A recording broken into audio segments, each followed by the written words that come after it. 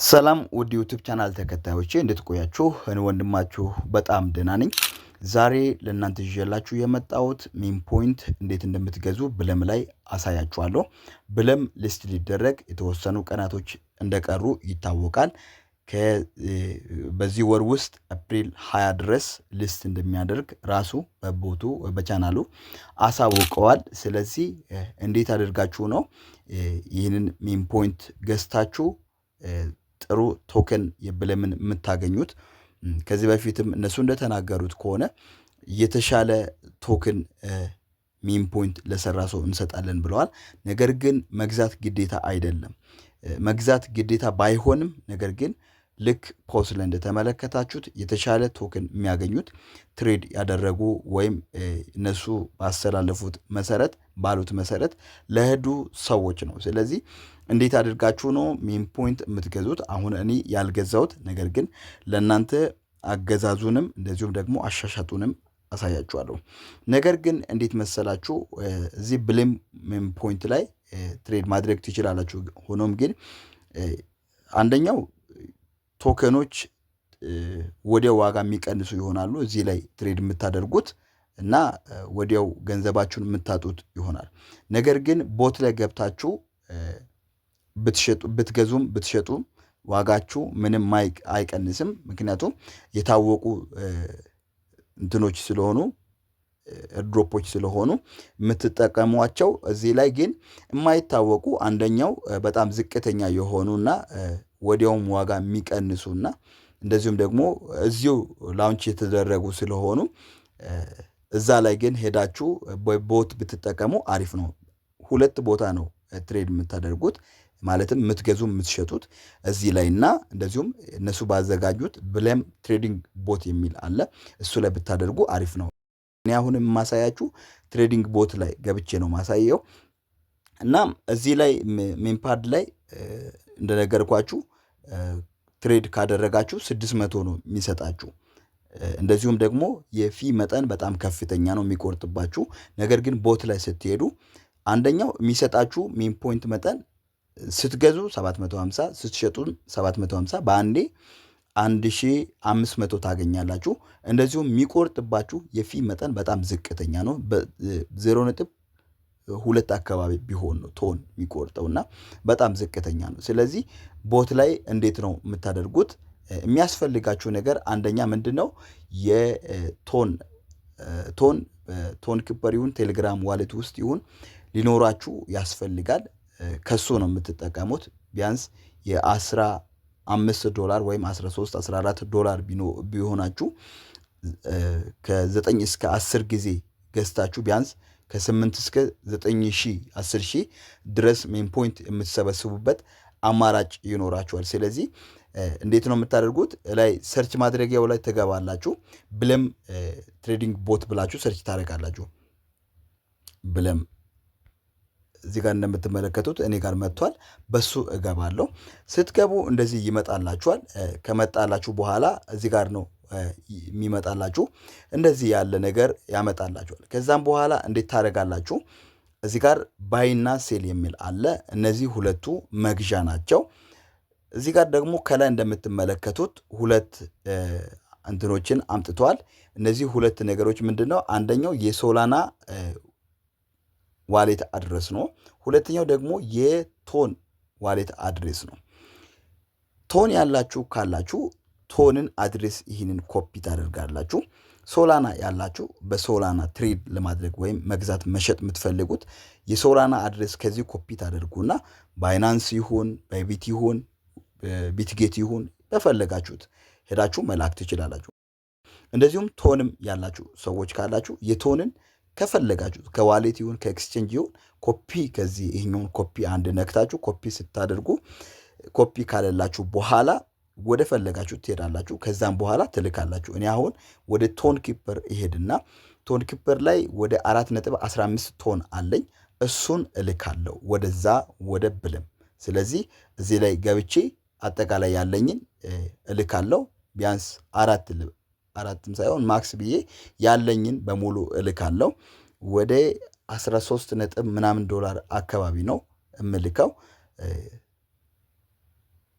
እንደዚህ አድርጎ ይልክልኛል። ቀጥታ እዚህ ላይ መጨረስ አለባችሁ። ልካችሁ ከጨረሳችሁ በኋላ ከዚህ ቀጥታ ይገባልኛል። እንደምትመለከቱት እዚህ ጋር ስንት ብሎ ሳይጨርስ ባትሄዱ ጥሩ ነው። ምክንያቱም ያለውን ነገር በሙሉ ሊያጠፋባችሁ ስለሚችል ስገባ ሌላ ጊዜም ስትሸጡም ስትገዙ እዚህ ላይ እንደገባ ሂስትሪ ላይ በደንብ ቼክ ማድረግ አለባችሁ። ካልገባ ግን እዛ ጋር እንትን አይልም። አሁን ቀጥታ ገብቶልኛል። ወዴት ሄዳለሁ? ወደ ብሌም እመለሳለሁ። ብሌም ላይ ከመጣችሁ በኋላ አሁን ትገዛላችሁ። መግዣ ስለሆነ እዚህ ጋር ባይ የምትለዋን አንዴ ትነካላችሁ። ባይና ሴል የሚል አለ። ባይ ላይ ትነካላችሁ። ባይ ከነካችሁ በኋላ ቀጥታ ወደ የሚቀጥለው ስቴፕ ይገባል። እንደዚህ ስትነኩ ቀጥታ እንደዚህ ከታች ያመጣላችኋል። ምናልባት የማይመጣና የሚያስቸግር ከሆነ ወደዚህ ወደ ላይ ከፍ ብላችሁ ኖት ወይም ሌሎችን በምትፈልጉት መጠቀም ትችላላችሁ። ፒክሴል አለ፣ እንደዚሁም ደግሞ ኖት አለ፣ እንደዚሁም ሌሎቹ 4 አይነቶች አሉ። ነገር ግን እኔ የምፈልገው አሁን ኖት ኮይን ስለሆነ ኖት ኮይንን ገዛውና እንደዚህ አመጣልኝ። ከዛም በኋላ ወደ ታች ትመጣላችሁ። እዚህ ጋር የተለያዩ ነገሮች አሉ። እነዚህ ምንድን ናቸው? አንደኛው ሴት ስሊፕስ ነው። ይሄም ማለት የፊ መጠን የሚቆርጥባችሁን የፊ መጠን ነው። እንደዚሁም ደግሞ ሴት ባይ አማውንት የሚል አለ። ስለዚህ ባይ አማውንት የሚለውን ዋጋውን እናንተ በምታውቁት ወይም $10 መግዛት የምትፈልጉ ከሆነ $10 ቶን መጠን ነው የምትጽፉት። እዚህ ጋር ፊ እንዴት እንደምትጽፉት የእስራስ ወይም ከፊት መጻፊያ ምልክት አለች። እሷን ነክታችሁ ምን ታደርጋላችሁ? 0.2 ብላችሁ ነጥብ ሳትሉ 2 ብቻ ፐርሰንት ትላላችሁ። 2% ታስቀምጣላችሁ። እኔ አሁን 2% ነው መግዛት ፊ መክፈል የሚፈልገው። 2% ሲል እዚህ ጋር ራሱ ይቀይርልኛል። ከዛም በኋላ ከቀየረ በኋላ ቶን ደግሞ የ10 ቶን መጠን ስንት ነው? ወይም እኔ በሚፈልገው መጠን ነው። 3.5 ቶን ያለው ዋጋ ነው መግዛት የሚፈልገው። 3.5 ቶን መጠን ነው መጻፍ የምፈልገው። ከዛም በኋላ የ3.5 ቶን ያደርግልኛል። ከዛም በኋላ ባይ ትላላችሁ። ባይ ካላችሁ በኋላ የመግዛትን እንትን ጨርሳችኋል ማለት ነው። ስለዚህ አሁን እንደምትመለከቱት እዚህ ጋር ኖት ትሬድ ያደረጋችሁትን አጠቃላይ ያለውን ዝርዝር ያሳያችኋል። ትሬድ ያደረጋችሁት እኔ አሁን ያደረግኩት 3.5 ቶን ነው። የስንት ነው? $11.41 ነው ያደረግኩት። እዚህ ጋር ደግሞ 5690 ኖት ገዝቻለሁ። ስለዚህ ያለኝ 11.41 ገዝቻለሁ ማለት ነው። አሁን ወጥቼ የብሌምን እንትን ፖይንት ምን ያህል እንደገባልኝ አሳያችኋለሁ። ብሌም ፖይንት ወዲያው ነው የሚገባላችሁ። ትንሽ ብቻ ሰከንዶችን ነው የሚቆየው። ሪሎድ ማድረግ ነው የሚጠበቅባችሁ። ስለገዛሁት 750 ነው የሚሰጠኝ።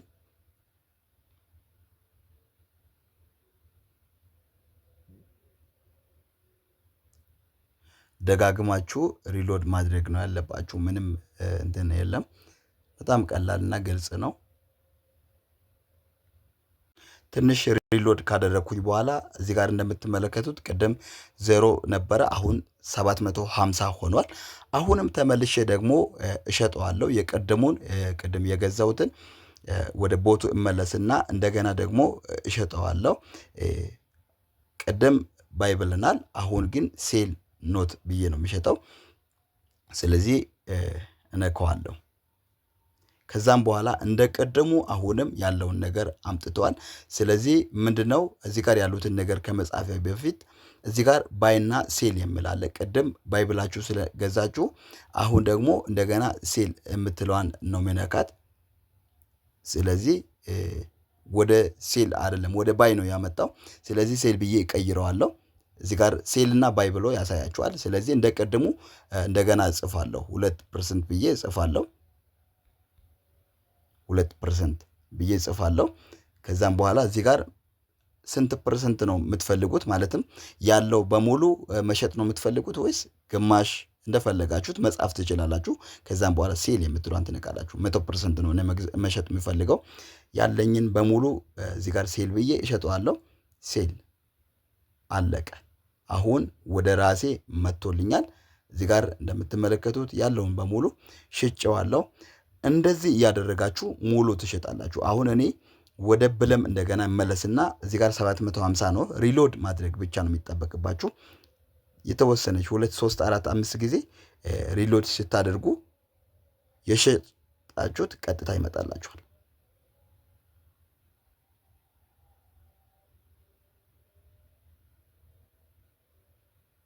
እንደዛ አድርጋችሁ በተደጋጋሚ ከገዛችሁ በኋላ ከሸጣችሁና ከገዛችሁ በኋላ ማለትም ሁለቱንም ከፈጸማችሁ በኋላ ቀጥታ ይገባላችኋል። ሰዓታችሁ ላለመጨረስ አሳያችኋለሁ። በተደጋጋሚ እንዳሁኑ አድርጋችሁ በቀላሉ መግዛት ትችላላችሁ። ከዛም በኋላ ከሰራችሁና ከጨረሳችሁ በኋላ የቀረውን ቶን ለማውጣት ስትፈልጉ እዚህ ጋር ዋሌት የምትላለች እሷ ላይ ትገባላችሁ።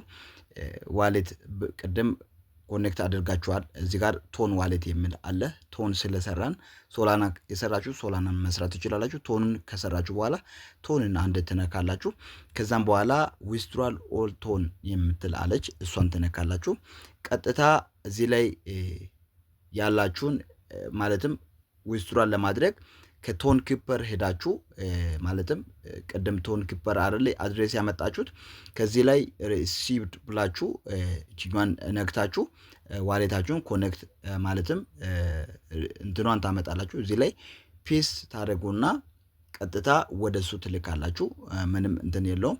ከዛም ያለውን በሙሉ እዚህ ጋር ኮንፊርም ዊዝድራል የምትላለች እሷን ትነኩና ያለውን በሙሉ መላክ ትችላላችሁ። እኔ አሁን የቀረኝን ነው የላኩት። ሌላ ድጋሚ ገዝቻለሁ።